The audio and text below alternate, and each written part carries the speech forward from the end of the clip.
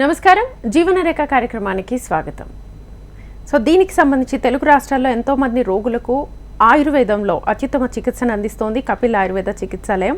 ఆయుర్వేద హాస్పిటల్స్లో కపిల్ ఆయుర్వేద మాత్రమే 50కి పైగా పడకలతో గత 5 సంవత్సరాలుగా ఇన్ పేషెంట్స్కి అంకిత భావంతో సేవ చేస్తూ సుమారు 7,000కు పైగా అన్ని రకాల వ్యాధులకు సంప్రదాయ కేరళ పంచకర్మ చికిత్స అందిస్తూ అందరి మందనలు పొందుతోంది. సో ఈనాటి మన కార్యక్రమంలో భాగంగా వ్యాధులను బట్టి కాకుండా పేషెంట్ శరీర తత్వాన్ని బట్టి ట్రీట్మెంట్ ఇవ్వడంలో ఇది ప్రత్యేక స్థానంలో ఉందనే చెప్పొచ్చు. సో ఇవాళ మన కార్యక్రమంలో ప్రధానంగా మెంటల్ డిజార్డర్, యాంగ్జైటీ, డిప్రెషన్కి సంబంధించిన సమస్యలతో బాధపడుతున్న రోగులకు సలహాలు ఇచ్చేందుకు కపిల్ ఆయుర్వేద చికిత్సాలయం నుంచి పంచకర్మ స్పెషలిస్ట్ డాక్టర్ టిఎన్ స్వామి ఎండి గారు మనతో పాటు ఉన్నారు. వారిని అడిగి డీటెయిల్గా తెలుసుకుందాం. అలాగే మీకు కూడా ఎలాంటి సందేహాలున్నా స్క్రీన్ మీద కనిపిస్తున్న నెంబర్స్కి కాల్ చేసి డాక్టర్ గారితో మాట్లాడచ్చు. నమస్తే డాక్టర్ గారు. నమస్తే.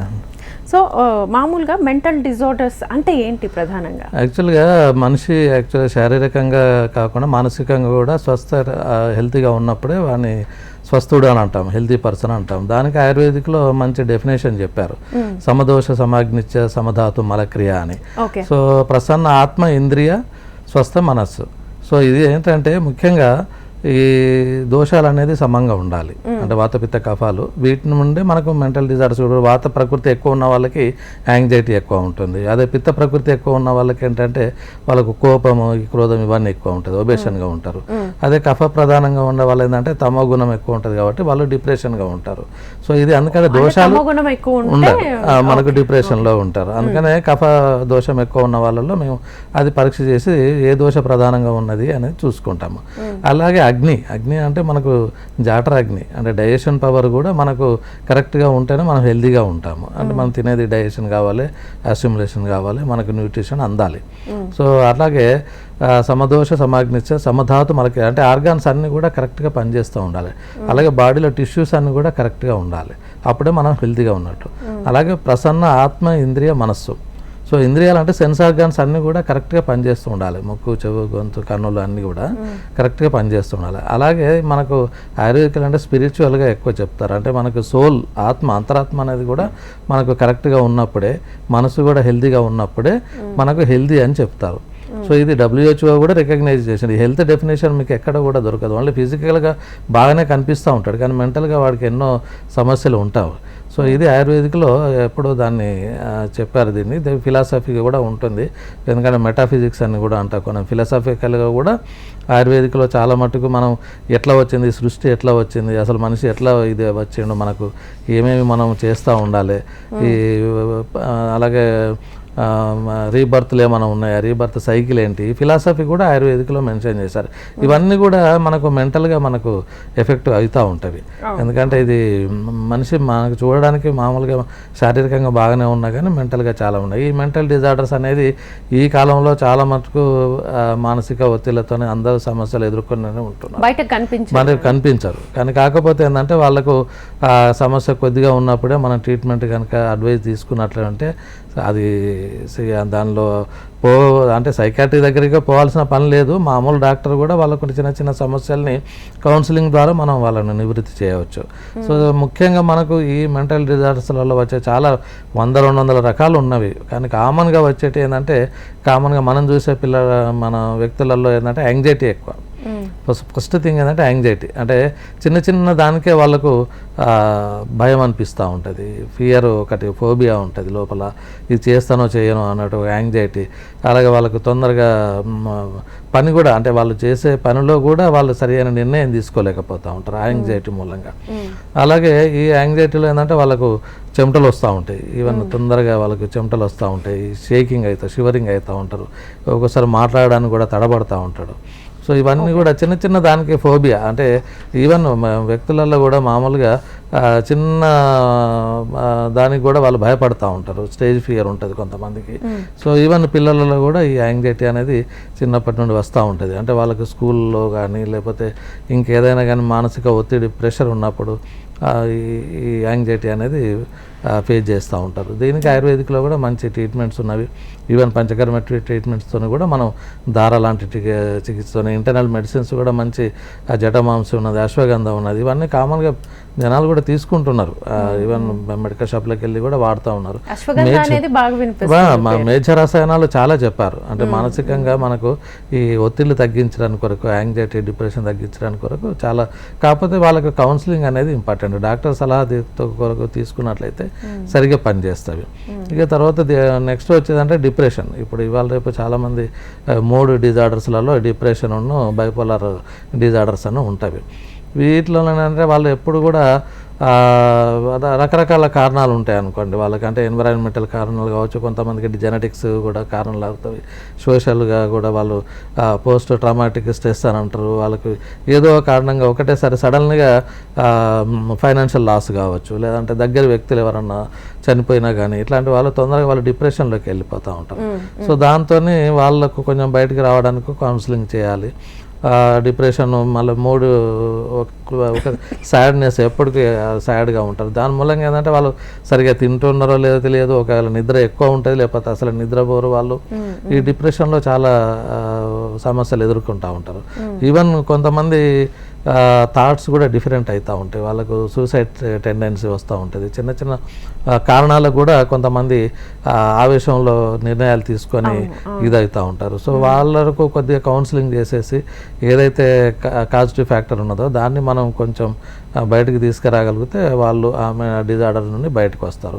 Okay okay. సో మీరు అన్నట్లుగా యాంగ్జైటీ డిప్రెషన్ అనేది ఎన్ని రకాలుగా ఉంటుంది? యూజువల్గా అయితే మనకు ఈ యాంగ్జైటీ అయితే కొంచెం ఫోబియా అనేది ఉంటుంది. అంటే కొంతమందికి చిన్న చిన్న వాటికే అసలు చిరాకు పడుతూ ఉంటారు, చిన్న చిన్న వాటికి.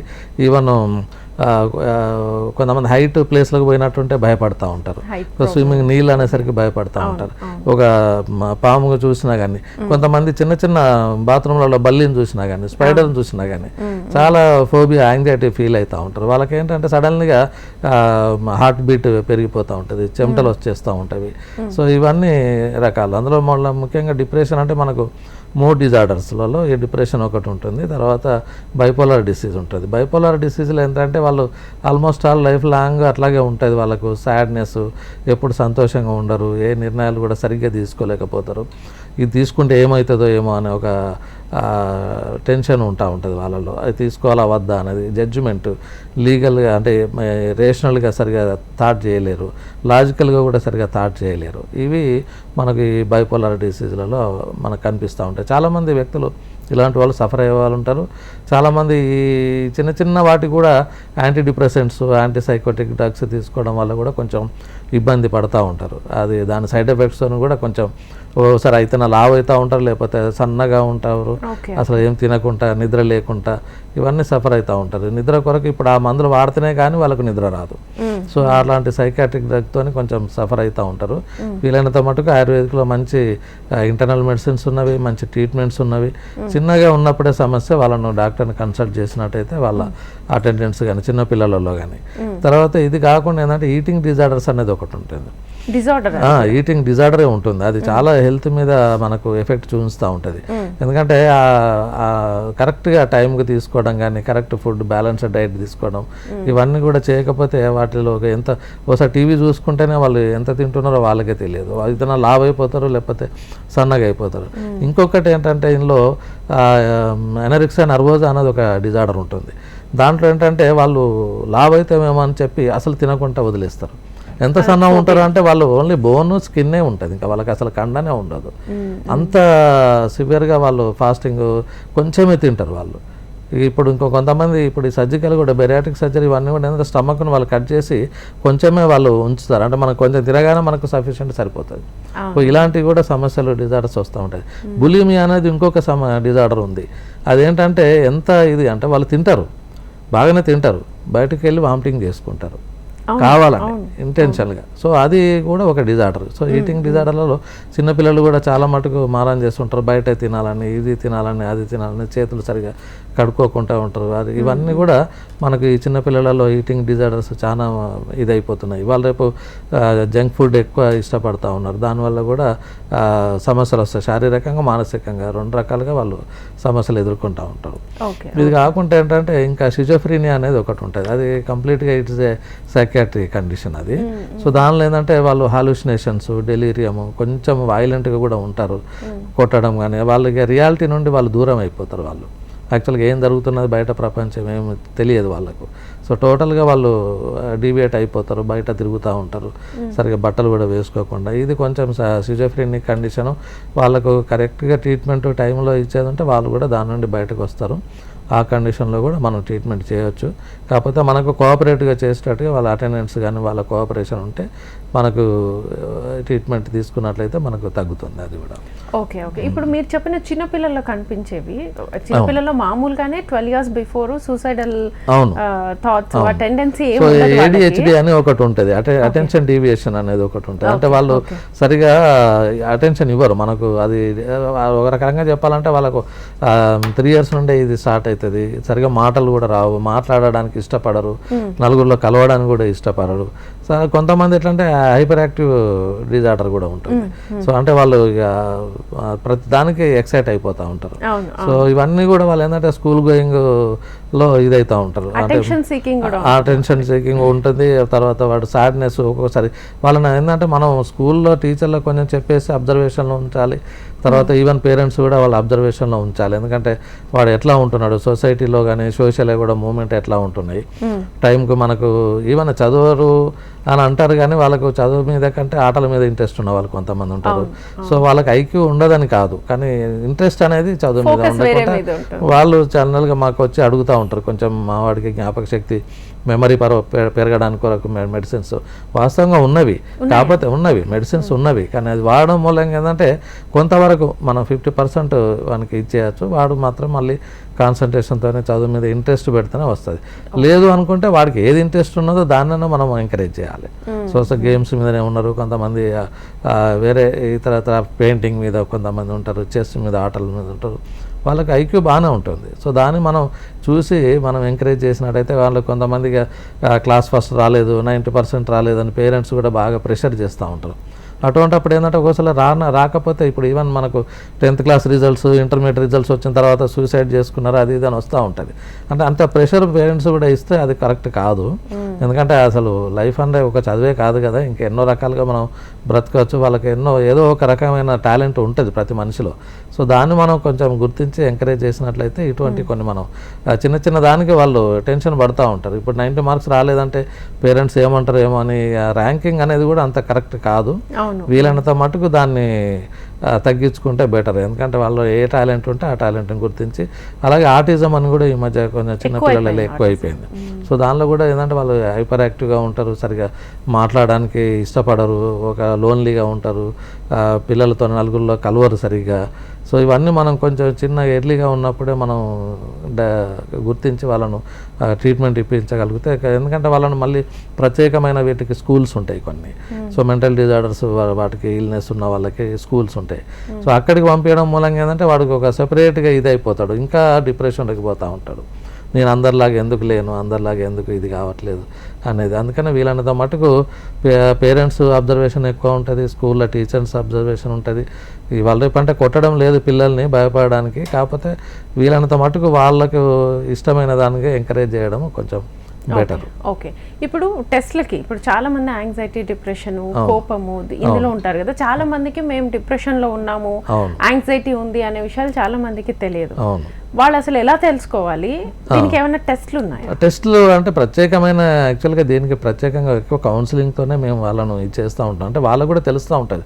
ఇప్పుడు ఎక్కడైనా వాళ్ళు జాబ్ చేసుకున్న దగ్గర అయినా కానీ తొందరగా యాంగ్జైటీ ఉన్న వాళ్ళని ఏంటి తొందరగా కోపానికి వస్తారు. ఒక్కోసారి కొట్టడము, తిట్టడము, ఇలాంటి సోషల్గా వాళ్ళకు బ్యాడ్ కండక్ట్ ఒక ముద్ర పడిపోతుంది. అతను చాలా కోపంగా ఉంటాడు, వల్గర్గా మాట్లాడుతుంటారనో, లేకపోతే వైలెంట్గా బిహేవియర్ చేస్తూ ఉంటారు. బిహేవియర్ డిజార్డర్స్ కూడా చాలా ఇంపార్టెంట్ కదా ఎక్కడైనా కానీ, వాళ్ళు చేసిన ప్రొఫెషన్లే కానివ్వండి, సొసైటీలోనే కానివ్వండి, ఎక్కడైనా కానీ వాళ్ళకు డీనేమ్ రాకుండా ఉండాలంటే వాళ్ళ కండక్ట్ అనేది కరెక్ట్గా ఉండాలి. సో అది వాళ్ళకు ఆ టెస్ట్లు ప్రత్యేకంగా మరీ షిజోఫ్రెనిక్ అట్లాంటి కండిషన్లో బ్రెయిన్ ఒక ఇది స్కానింగ్ తీసుకోవడము, మిగతా ఏమైనా ఇతరత్ర కొన్ని డిసీజెస్లలో కూడా మనకి యాంగ్జైటీ డిప్రెషన్ వచ్చే అవకాశాలు ఉంటాయి. అంటే డయాబెటీస్లో కానివ్వండి, కార్డియాక్ ఎరిథిమియాస్లో కానివ్వండి, ఇట్లాంటి ఏమైనా కండిషన్స్ ఏమైనా ఉంటే దానికి కరెక్ట్గా ఏవైతే టెస్టులు చేయించాలో అవి చేయించుకుంటే సరిపోతుంది. అది డాక్టర్ని కలిసినప్పుడు మేము డీటెయిల్ హిస్టరీ తీసుకుంటాము. ఒక రకంగా చెప్పాలంటే కొంతమంది ఇన్కోహరెంట్ ఉంటారు. అంటే ఇన్కోహరెంట్ అంటే మేము అడిగింది చెప్పరు, వాళ్ళు మైండ్ ఏదో చెప్తూ ఉంటారు, అసలు కమ్యూనికేషన్ కూడా ఉండదు. సో వాళ్ళు ఏదో ఆలోచిస్తూ ఉంటారు. అటువంటిప్పుడు ఏంటంటే వాళ్ళతో వచ్చిన అటెండెంట్స్ అంటే ఫాదరు, మదరు, బ్రదరు వాళ్ళ దగ్గర నుండి మేము హిస్టరీ తీసుకొని కరెక్ట్గా వాళ్ళకు ట్రీట్మెంట్ చేస్తూ ఉంటాము. వీలైనంత మటుకు వాళ్ళు బయటికి చాలామంది బయటకు వస్తూ ఉంటారు. బట్ ఈవెన్ దో ఇంకా రెగ్యులర్ ట్రీట్మెంట్ తీసుకున్నట్టయితే మనం వాళ్ళకు ఇవ్వచ్చు. అయితే ఎన్ని కౌన్సిలింగ్స్ అవసరం అవుతాయి? అయితే అది కూడా డిపెండింగ్ అపాన్ కండిషను, అంటే పేషెంట్ ఎంతవరకు డిప్రెషన్లో ఉన్నాడు, ఎంతవరకు ఇది ఉన్నాడు, యాంగ్జైటీ, ఇవన్నీ కొన్ని చిన్న చిన్న వాటితోనే మనం బయట పడవచ్చు. అంటే ఇప్పుడు ఆయుర్వేదిక్లో ఏంటంటే ఈవెన్ సైకాట్రీ ట్రీట్మెంట్ కూడా చాలా మానసికంగా, ఇప్పుడు మనకు ఆయుర్వేదిక్లో కూడా దైవ వ్యపాశ్రయం, యుక్తి వ్యపాశ్రయం, సత్వావజయం అని ఒక 3 చికిత్సలు చెప్పారు. దైవ వ్యపాశ్రయం అంటే వాళ్ళకు నిజంగా దేవుని మీద నమ్మకం ఉన్నది అంటే అదే పని చేయాలి వాళ్ళకు. అలా చేసినప్పుడే వాడికి తగ్గుతుంది. సో దేవుని మీద నమ్మకం, మనకు ఏం లేదు, నీకు ఏం లేదు. చాలామంది ఇప్పుడు దేవుళ్ళకు గుళ్ళలకు తీసుకుపోతారు, వానికి మెంటల్గా ఇదైందని చెప్పి అక్కడ కూడా కొన్ని పూజలు చేయిస్తూ ఉంటారు. వాస్తవంగా మంత్ర ఔషధి అనేది మనకు ఆయుర్వేదిక్లో చెప్పారు. మణిమంగళ కొన్ని అంటే స్టోన్స్ ధరిస్తే కొంచెం సైకలాజికల్గా ఇది అవుతారని, అలాగే ఈవెన్ తీర్థయాత్రలు చేస్తే ఈ దేవుని దగ్గర పోతే ఆ దేవుని దగ్గర, ఇవన్నీ సైకలాజికల్. ఈవెన్ బలి ఇస్తారు, బలి కూడా ఒక ఆయుర్వేదిక్లో ఒక రకంగా చెప్పారు. అవి అంటే ఇది జరిగితే ఇది చేస్తే ఇది అవుతుంది నాకు మంచిగా అన్నప్పుడు ఇక వాడు అదే పద్ధతిగా పోవాలి. లేకపోతే వాడు అదొక భాగంగా ట్రీట్మెంట్లో ఒక భాగంగానే ఉన్నది, ఆయుర్వేదిక్లో చెప్పారు అది. అలాగే ఇక సత్వావజయం అంటే మైండ్ని కంట్రోల్ చేసుకోవాలి. ఎందుకంటే మనకు ఆయుర్వేదిక్లో ధారణీయ వేగాలు అంటే ఉంటారు, అడిషట్ వర్గాలు ఉంటుంది. అంటే మనకు ఇది దాన్ని ఏమంటారు, కామ, లోభ, క్రోధ, మదం, ఆశ్చర్యాలు అని ఉంటాయి కదా, వీటి మీద మైండ్ కంట్రోల్లో ఉండాలి. యాక్చువల్గా చెప్పాలంటే ఇది మైండ్లో ఒక సెంటర్స్ ఉంటాయి కొన్ని, అంటే మనకు ఎమోషన్లు, ఫీలింగ్స్ను కంట్రోల్ చేసే సెంటర్స్ ఉంటాయి. వాటిని మనం కొంచెం డీవియేట్ అయ్యో లేకపోతే అవి సరిగ్గా పని చేయకపోవడంలో మూలంగా ఇవన్నీ సమస్యలు ఉత్పన్నమవుతాయి. అందుకని అర్ధేభ్యో అహితేభ్యో అని మనోనిగ్రహాన్ని మైండ్ కంట్రోల్లో ఉంచుకోవాలంటే మనకు యోగా, మళ్ళీ మెడిటేషన్, ఇవన్నీ కూడా మనకు ఈ మెంటల్ డిజార్డర్స్లలో బాగా ఉపయోగపడతాయి. సో అది మనం అడ్వైజ్ చేస్తాం లాస్ట్కి చివరికి. ఎట్లాగో ఆ యోగా, మెడిటేషన్, చిన్న చిన్న ఆసనాలు కానీ ఇవన్నీ వేసుకుంటే వాడు వాళ్ళు ఒకటేంటంటే వాడు పేషెంట్ మనకు కోఆపరేట్గా ఉంటే తొందరగా బయటకు వస్తారు. Okay okay. ఈ కౌన్సిలింగ్ తో పాటు ఇంటేక్ మెడిసిన్స్ ఏమైనా ఇస్తారా? ఎంత కాలం వాడాల్సి? ఇంటేక్ మెడిసిన్స్ మనకు కూడా అది కూడా డిపెండింగ్ అపాన్ పేషెంట్ కండిషన్ అనుకోండి. కాకపోతే మనకు మినిమంగా ఒక 3 months వాడితే మనకు చాలా మటుకు రిజల్ట్ ఉంటుంది. చాలా మనకు ప్రూవ్డ్ డ్రగ్స్ ఉన్నవి, మనకు మంచి ట్రీట్మెంట్స్ ఉన్నవి. అంటే జటామాంస అని, అశ్వగంధ అని, తర్వాత శంఖపుష్పి అని. చాలామంది పేషెంట్లు కూడా శంఖపుష్పి సిరప్లు తీసుకెళ్ళి మనకు పిల్లలకు జ్ఞాపక శక్తి కొరకు, ఇట్లా కోపం వస్తున్నాడు తొందరగా అంటే శంఖపుష్పి అది సిరప్ కూడా వాడుతూ ఉంటారు. అది కూడా మెంటల్ డిజార్డర్ చిన్నపిల్లల్లో ముఖ్యంగా అది మంచి చేస్తూ ఉంటారు. అలాగే పంచకర్మలలో మేము శిరోధార చికిత్స చేస్తూ ఉంటాము, నస్యం చేస్తూ ఉంటాము. నస్యం వల్ల కూడా చాలా మటుకు బ్రెయిన్ సెల్స్ మనకు మంచి యాక్టివేట్ అయ్యి స్ట్రెంథెన్ అయ్యి మనకు ఈ చిన్న చిన్న డిసీజెస్ అన్నీ కూడా తగ్గిపోతూ ఉంటాయి. సో అలా మేము ఈవెన్ ఇంటర్నల్గా గుర్తాలు ఉన్నవి. అందుకే చిన్నపిల్లలు కూడా నెయ్యితోని మేము తినిపియమని చెప్తాము. కౌ ఘీ అనేది మనకు మేజర్ రసాయనంగా చెప్తారు. అంటే మనకు బ్రెయిన్ మంచిగా పనిచేయాలంటే గీతోని కూడా మేము చాలా, మనకు ఆ బ్రాహ్మీ ఘృతం ఉన్నది, తర్వాత సరస్వతి లేహ్యం ఉన్నది. ఇవన్నీ చాలా మటుకు పిల్లలకు చాలామంది తీసుకొని పోయి ఇస్తూనే ఉంటారు. ఇంకొకటి ఏంటంటే ఈ మధ్యకాలంలో మేము స్వర్ణప్రాశన డ్రాప్స్ అనేది కూడా ఒకటి మేము స్టార్ట్ చేసాము కపిల్ చికిత్సాలయంలో. ఎవ్రీ పుష్యమి నక్షత్రం రోజు మేము ఆ పిల్లలకు పుట్టినప్పటి నుండి ఆల్మోస్ట్ ఆల్ పోలియో డ్రాప్స్ లాగానే పుట్టినప్పటి నుండి 16 ఇయర్స్ వరకు మనం ఆ డ్రాప్స్ వేస్తూ ఉంటాం. దానివల్ల ఏంటంటే మనకు స్వర్ణ ప్రాశనం, యాక్చువల్గా స్వర్ణం అనేది మనకు గోల్డ్ నానో పార్టికల్ చాలా మటుకు మనకు బ్రెయిన్ మంచి కెపాసిటీ పెంచుతుంది. సో గోల్డ్ వల్ల మనకు అంత గోల్డ్ దానిలో మనకు అశ్వగంధం, మళ్ళీ జటమాంస, ఇవాచ ఇవన్నీ కూడా మేజర్ రసాయనంగా కలిపి మేము డ్రాప్స్ తయారు చేస్తాం. సో ఆ డ్రాప్స్ మనకు వేయడం మూలంగా పుష్యమి నక్షత్రం ఎందుకు అని అంటే అది మెంట్ ఫర్ గోల్డ్, అది శ్రేష్టమైంది. 27 నక్షత్రాలలో పుష్యమి నక్షత్రం శ్రేష్టమైంది, అది మెంట్ ఫర్ గోల్డ్. సో అందుకని ఆ రోజే అంటే మంత్లీ ఒక్కసారి వస్తుంది, అదే రోజు మేము వాళ్ళకు మేము అడ్వర్టైజ్ చేస్తూ ఉన్నాము. మాకు కపిల్ చికిత్సాలయంలో చంపాపేటలో వేస్తూ ఉన్నాము, తర్వాత కుక్కట్పల్లి బ్రాంచ్ ఇది డ్రాప్స్ వేస్తూ ఉంటాం. లేదు 16 ఇయర్స్ బిలో అంటే 16 ఇయర్స్. కంటిన్యూ చేద్దాము. చంద్రశేఖర్ మెదక్ నుంచి కాలర్ ఉన్నారు. నమస్తే అండి. మేడం చెప్పండి, మాట్లాడండి డాక్టర్. నమస్తే డాక్టర్ గారు. చెప్పండి సార్. నాకు 2 బాబులు సార్. నాకు 19-18 ఇయర్స్ సార్. ఇద్దరు కూడా చిన్నప్పుడు చూపిస్తే వాళ్ళకి ఐక్యూ తక్కువ ఉందని చెప్పిస్తారు డాక్టర్స్. Okay okay. అంటే చదువులో తక్కువ ఉందా, మిగతా విషయాలలో కూడా ఐక్యూ తక్కువనే ఉందా? చదువులో సార్. ఓకే, మిగతా విషయాలన్నీ బాగానే ఉంటారా? ఆటలు పాటలు మిగతా విషయాలు బాగానే ఉంటారు కానీ అసమానం కొట్టుకుంటారు సార్, గొడవ పడతారు ఇంట్లో. Okay okay okay. కొద్ది అసమానం ఫోన్లో ఆడడం కానీ, బయట తిరుగుతే బాగానే తిరుగుతారు మళ్ళీ. అదే సో వాళ్ళకి సమస్య ఏం లేదు, కొంచెం కౌన్సిలింగ్ చేస్తే వాళ్ళకి తగ్గిపోతుంది. అది వాళ్ళకి ఐక్యూ తక్కువ అని కాదు, కాకపోతే మనకు ఇంట్రెస్ట్ కలిగేలా వాళ్ళు దేంట్లో ఇంట్రెస్ట్ ఉన్నారో వాళ్ళను దాంట్లో ఎంకరేజ్ చేయాల్సి వస్తుంది. అలాగే వాళ్ళకు మీరు భయపెట్టడం కానీ సైకాట్రిక్ డ్రగ్స్ కానీ వాడడం మూలంగా చాలా మటుకు సైడ్ ఎఫెక్ట్స్ ఉన్నవి. ఆయుర్వేదిక్లో మంచి ట్రీట్మెంట్స్ ఉన్నవి. మీరు ఆ ఫోన్ నెంబర్కి కాల్ చేసి మాతో డైరెక్ట్గా కన్సల్ట్ చేసేటట్టయితే మీకు అలా మేము కౌన్సిలింగ్ చేసి కనుక మెడిసిన్స్ ఇస్తే చాలా మార్పు వస్తుంది పిల్లలలో. సో ఈ సబ్లింగ్స్ కొట్లాటలు అనేది బాగా ఉంటాయి పిల్లలలో. సో ఎక్కువ అవుతుంటుంది వీళ్ళలో. కాకపోతే ఏంటంటే ఇప్పుడు ముఖ్యంగా ఇది డైవర్ట్ కావడం సెల్ ఫోన్స్ అనేది చాలా ప్రభావితం చేస్తూ ఉన్నవి. ఎందుకంటే అవి ఓ రకంగా చెప్పాలంటే ఇక మైండ్ దానిలో ముఖ్యంగా ఆన్లైన్ గేమ్స్ అనేవి ఉన్నవి. దాంతో మైండ్ చాలా మటుకు వాళ్ళకు హైపర్ యాక్టివ్ అయిపోతున్నారు, ఒక రకంగా డీవియేట్ అయిపోతున్నారు. పిల్లలలో మనకు చిన్నప్పటి నుండే వాళ్ళకు ఒక రకంగా డిప్రెషన్లో ఉన్నారా లేదా అని మనకు ఈ కాంటాక్ట్లో సరిగా ఉన్నారా లేదా, వాళ్ళు ఎట్లా చదువుతున్నారు ఏందన్నది, వాళ్ళు ఎలా మాట్లాడుతున్నారు, ఎలాంటివి మాట్లాడుతున్నారు, ఏమైనా డెత్ గురించి మాట్లాడుతున్నారా, సూసైడ్ టెండెన్సీ మాట్లాడుతున్నారా, ఇవన్నీ మనం గమనించి కనుక వాళ్ళకి కౌన్సిలింగ్ ఇచ్చినట్లయితే వాటి నుండి బయటపడతారు. ముఖ్యంగా ఇట్లాంటి వాళ్ళకి ఏంటంటే కొద్దిగా వాళ్ళను కొద్ది రోజులు అయితే హాస్టల్లో కానీ హాస్టల్లో వేయడం మూలంగా కూడా కొంత ఒక్కొక్కసారి బాగా అవుతుంది, ఒక్కొక్కసారి చెడిపోయే ప్రమాదం కూడా ఉంది. బట్ కొన్ని మంచి హాస్టల్లో చూసి వాళ్ళకు కొంచెం కౌన్సిలింగ్ ఇస్తే వాళ్ళు కొంచెం డైవర్ట్ కావాలి. ఇంట్లో అట్మాస్ఫియర్ ఏంటంటే చదువుకోవడానికి ఒక్కొక్కసారి ఉండకపోవచ్చు. ఐదర్ మనకు ఫ్యామిలీ ప్రాబ్లమ్స్తోనే కావచ్చు, సోషల్గా కావచ్చు, ఎన్వైరాన్మెంటల్ ప్రాబ్లమ్సే కావచ్చు, ఇవన్నీ కూడా మనకు ఎఫెక్ట్ పడుతూ ఉంటాయి. సో అందుకని వాళ్ళని కొంచెం వీటి నుండి డీవియేట్ చేయాలి. చేసినట్లయితే వాళ్ళకి ఇప్పుడు సెల్ ఫోన్ లేదు అవైలబుల్ అన్నప్పుడు వాళ్ళు మెంటల్గా ప్రిపేర్ అవుతారు. ఎదురుగా కనిపించేసరికి ఇక తప్పదు, వాళ్ళు ఆడుతుంటారు. సో అందుకని దాన్ని కొంచెం డైవర్ట్ చేస్తూ ఉండాలి. సో వాళ్ళకు ఉన్న ఇప్పుడు స్టడీస్లలో వాళ్ళకు కొంచెం పూర్ ఉంటున్నారు కాబట్టి ఎంకరేజ్ చేసేటట్టుగా వాళ్ళకు టీచర్స్తో కొంచెం చెప్పి కౌన్సిలింగ్ చేసినట్టయితే సమస్య తీరుతుంది. Okay okay. మీరు ఇందాక చెప్పారు కదా బిఫోర్ 16 ఇయర్స్ లోపల వాళ్ళకి డ్రాప్స్ అని చెప్పేసి, అవి ఎవరైనా తీసుకోవచ్చా లేకపోతే? ఎవరైనా అంటే మేల్ ఫీమేల్ ఎవరైనా తీసుకోవచ్చు. ఇప్పుడు యాంగ్జైటీ డిప్రెషన్ అనేది ఏజ్ ఏదని ఏం లేదు, అందరికి అమ్మాయిలు అబ్బాయిలు ఇద్దరికి ఇది కూడా అలాగే తీసుకోవాలి. ఈవెన్ కొన్ని వేల సంవత్సరాల క్రితం మనకు పుట్టగానే మనకు బంగారు స్వర్ణ భస్మాన్ని బంగారు రాడుతోనే నాలుక మీద రాసేవాళ్ళు. అంటే అది ఏంటంటే మేజర్ రసాయనంగా ఉంటుంది, at the same time immunity develop చేస్తుంది, జీర్ణ ప్రక్రియ కరెక్ట్గా ఉంటుంది, తర్వాత హెల్తీగా తయారవుతారు పిల్లలు కూడా మానసికంగా అండ్ శారీరకంగా.